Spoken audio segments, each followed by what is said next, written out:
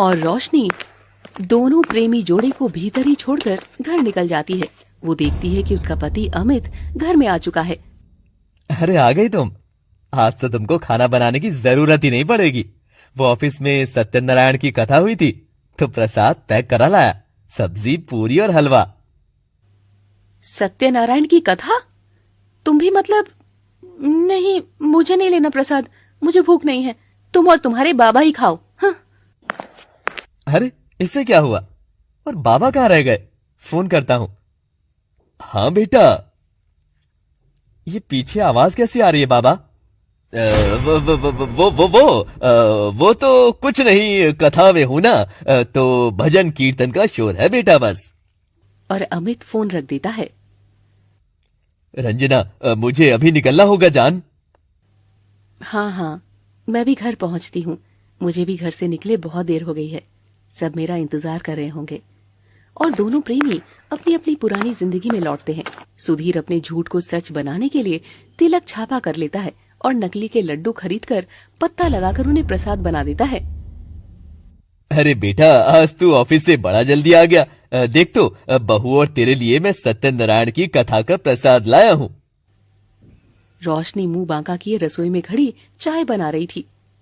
अरे ये रही मेरी रोशनी बिटिया, ले बहू प्रसाद। आज तो मैंने ईश्वर से स्वस्थ पोता मांगा। वैसे पापा जी, आप कौन से वाले मंदिर में गए थे? वो मैं यही अपने स्टैंड के पास वाला।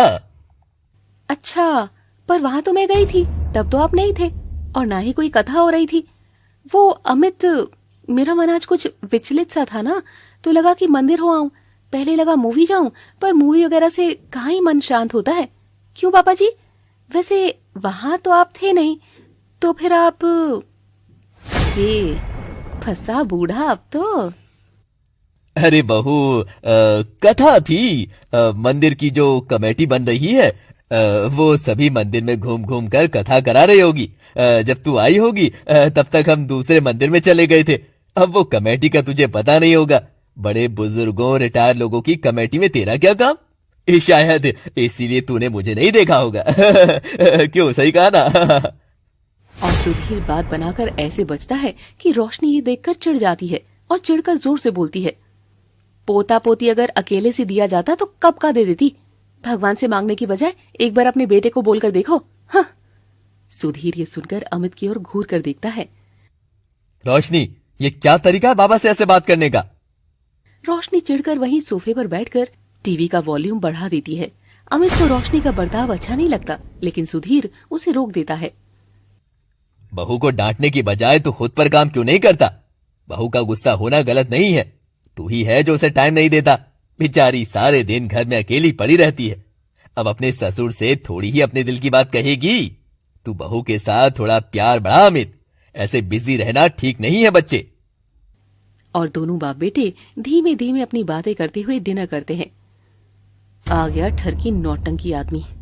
मैं ही भला आदमी करके इनको सर पर चढ़ा रही थी। देखो तो, सूरत ऐसी जैसे गीता हो, पर हरकतें ऐसी जैसे किसी चीप मूवी का विलन हो। छी, जी तो करता है इसकी धोती इसके बाप के आगे खोल दूं, लेकिन ये मेरी बात थोड़ी ना मानेगा। इस ससुर के नाती को तो मैं रंगे हाथ पकड़कर इसकी ऐसी बखिया उधेड़ूंगी कि इसे भी नानी ही याद आ जाएगी। और रोशनी ने अपनी जुबान बंद रखने का फैसला किया। वो रात में फिर से अमित के करीब जाने की कोशिश करती है, मगर आज की कॉन्फ्रेंस से मेरा सिर बहुत दुख रहा है रोशनी, कल ट्राई करते हैं। और अमित जल्दी सो जाता है। अगले दिन जब वो गहरी नींद में सो रही थी तो उसे लगता है जैसे उसका कोई सर सहलाकर उसे पुकार रहा हो। रोशनी, रोशनी बेटा उठो तो, देखो तो मैं बेड टी नाश्ता सब लेकर आई। उठ तो मेरी बहू, खा पीकर फिर सो जाना। इस मधुर आवाज को सुनकर रोशनी मुस्कुराते हुए अंगड़ाई ले रही थी कि तभी वो आवाज बढ़ जाती है। अरे ओ महारानी, खुद को पिक्चर की हीरोइन समझी हो क्या, जो अंगड़ाई लेते ही मखमल की चप्पल तुम्हारी टांग तले खुद ब खुद आएगी और दुई ठुक नौकर चाकर आकर तुमको बिस्तर में ही पूजेंगे। हाँ, खड़ी हो। रोशनी मुंदी आंखों से देखती है तो एक खड़ूस औरत उसके पास खड़ी कमर पर हाथ टिकाए उसे घूर रही थी, जो कि रंजना ही थी। रंजना रोशनी के चेहरे के करीब जैसे जैसे बढ़ रही थी, रोशनी उतना ही डर रही थी।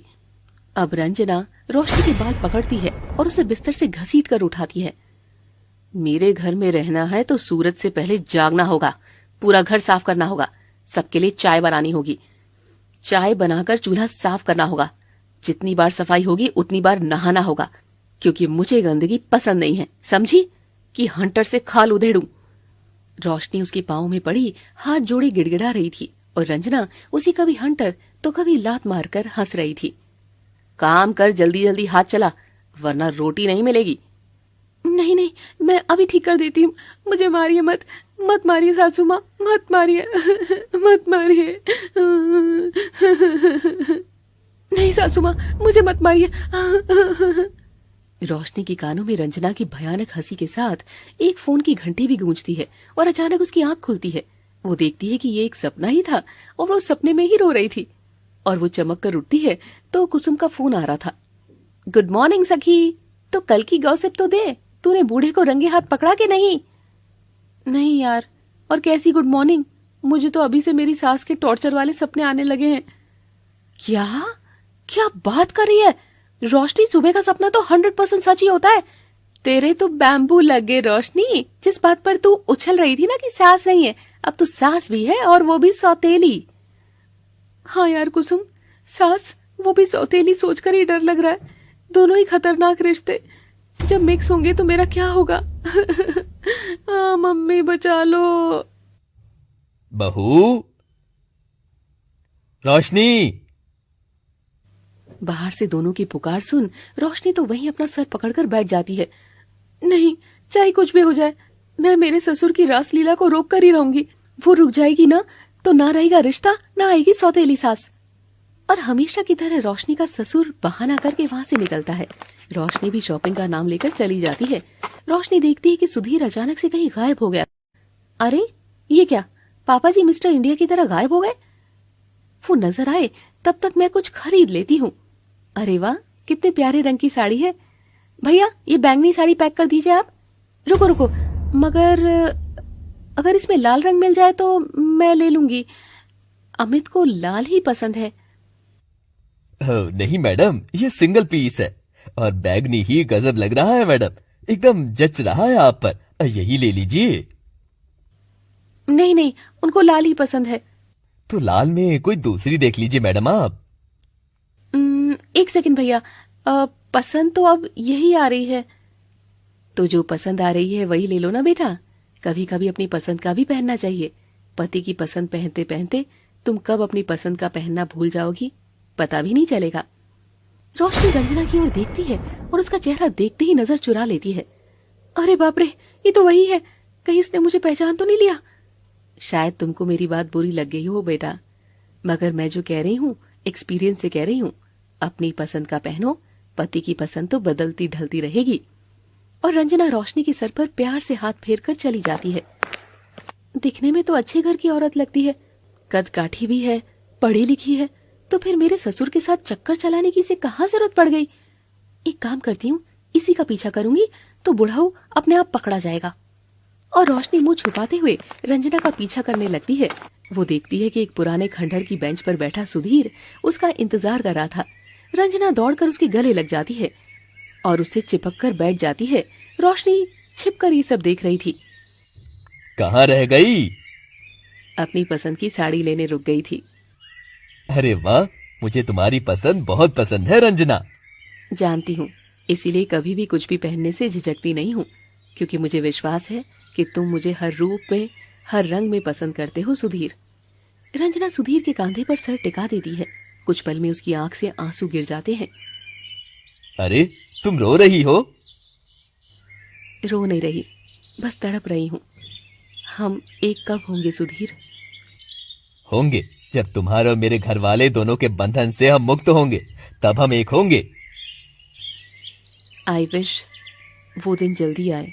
यूं छिप छिप कर मिलने पर बिछड़ने का डर सताता है। शाम हो गई है, मैं चलती हूँ, घर पर मेरा इंतजार किया जा रहा होगा। इस बच्चलन औरत के घर वाले भी है, पति भी होगा, फिर भी इतना गंदा काम कर रही है बेशरम। जरूर इसी ने मेरे भोले से ससुर को लटक झटकपन से बहकाया होगा। क्यों ना इसके परिवार के आगे आज मैं इसका गंदा खेल सामने ला दूं। और रोशनी रंजना का पीछा करते हुए उसके घर चली जाती है। घर का दरवाजा खुला था। वो घर में घुस जाती है। अरे, यहाँ तो कोई भी नहीं है। किसे ढूंढ रही हो बेटी? देखिए, क्या सौतेली सास और रोशनी का ये आमना सामना बनेगी एक लंबी महाभारत। जानने के लिए देखते रहिए सास बहू और साजिश लगातार। Thanks for watching. Please do like, share, comment and subscribe.